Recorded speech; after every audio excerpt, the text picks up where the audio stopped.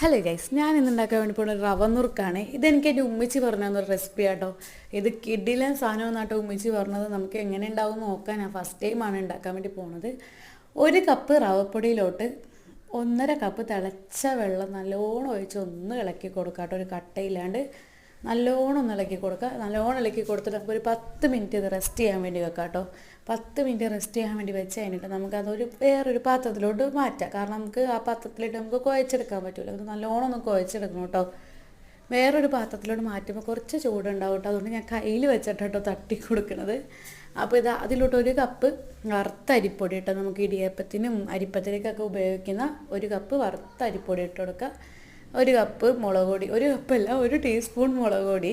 പിന്നെ നമുക്ക് കറുത്തള്ള ഉണ്ടെങ്കിൽ അത് ഇട്ട് കൊടുക്കുക. ചെറുതായിട്ടൊരു കായപ്പൊടിയൊക്കെ നമുക്ക് ഇട്ട് കൊടുക്കുകയാണെങ്കിൽ ഇത് രണ്ടും ഇല്ലാത്തതുകൊണ്ട് ഞാൻ ഇടാത്ത കേട്ടോ. നിങ്ങൾക്ക് ഇതുണ്ടെങ്കിൽ നിങ്ങൾ എന്തായാലും ഇട്ട് കൊടുക്കുക കേട്ടോ. അപ്പോൾ അതിൻ്റെ ഒരു ടേസ്റ്റും കൂടി നമുക്കുണ്ടാവും. പിന്നെ കുറച്ച് ഉപ്പും പിന്നെ കുറച്ച് ഡാൽഡ കേട്ടോ, കുറച്ച് നെയ്യും കൊണ്ടിട്ട് നല്ലോണം ഒന്ന് കുഴച്ച് കൊടുക്കട്ടെ. ഈ ഡാൽഡ ഒഴിക്കണം എന്തിനാണെന്നറിയാമോ? നല്ലൊരു ഫ്ലേവർ ആയിരിക്കും അത് പൊരിച്ച് വരുമ്പോഴത്തേക്കും. അതിൻ്റെ ഒരു ടേസ്റ്റ് ഉണ്ടാവും. നമുക്ക് കുട്ടികൾക്കൊക്കെ 4 മണിക്ക് പലഹാരമായിട്ട് ഉണ്ടാക്കി കൊടുക്കാൻ പറ്റിയ ഐറ്റം എന്നാട്ടോ ഉമ്മിച്ച് പറഞ്ഞത്.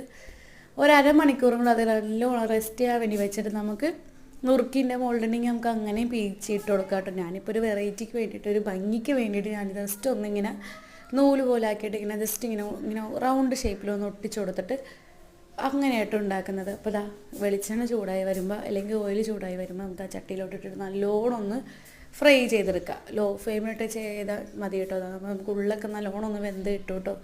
നല്ല അടിപൊളി ഇങ്ങനെ ക്രിസ്പിനെസ് ആയിട്ടുള്ള ഒരു ഐറ്റം കേട്ടോ ഇത്. അപ്പോൾ ഇതാ നല്ലോണം വെളിച്ചെണ്ണയിലൊക്കെ ഒന്ന് ഓയിലൊക്കെ നല്ലോണം ചൂടായി വന്നപ്പോഴത്തേക്ക് ഞാനിത് കുത്തി ഇളക്കിയപ്പോൾ ഒന്ന് പൊടിഞ്ഞു പോയിട്ട് എൻ്റെ ആക്രാന്തം പോലെ ഞാൻ കുത്തി ഇളക്കി അതൊന്ന് പൊടിഞ്ഞു പോയിട്ടോ. എന്നാലും കുഴപ്പമില്ല, ഭംഗി മാത്രമില്ല എന്നുള്ളൂ.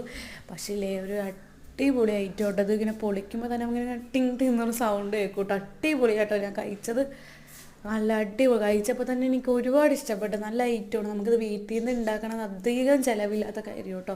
നമ്മൾ പുറത്തുനിന്ന് വാങ്ങിക്കുമ്പോൾ ഒരുപാട് പൈസ ആവും. അപ്പോൾ നമുക്ക് എന്തായാലും ഉണ്ടാക്കി നോക്കാം കേട്ടോ. അടിപൊളിയാണ്. കട്ടൻ ചായയും കൊണ്ടുണ്ടെങ്കിൽ പിന്നെ പറയേ വേണ്ട. അപ്പോൾ അത്രയേ ഉള്ളൂ. വീഡിയോ ഇഷ്ടപ്പെട്ടാൽ ലൈക്ക് ചെയ്യാൻ മറക്കല്ലേ കേട്ടോ. എന്തായാലും ഇഷ്ടപ്പെട്ടാൽ നിങ്ങൾ ഉണ്ടാക്കി നോക്കണം കേട്ടോ.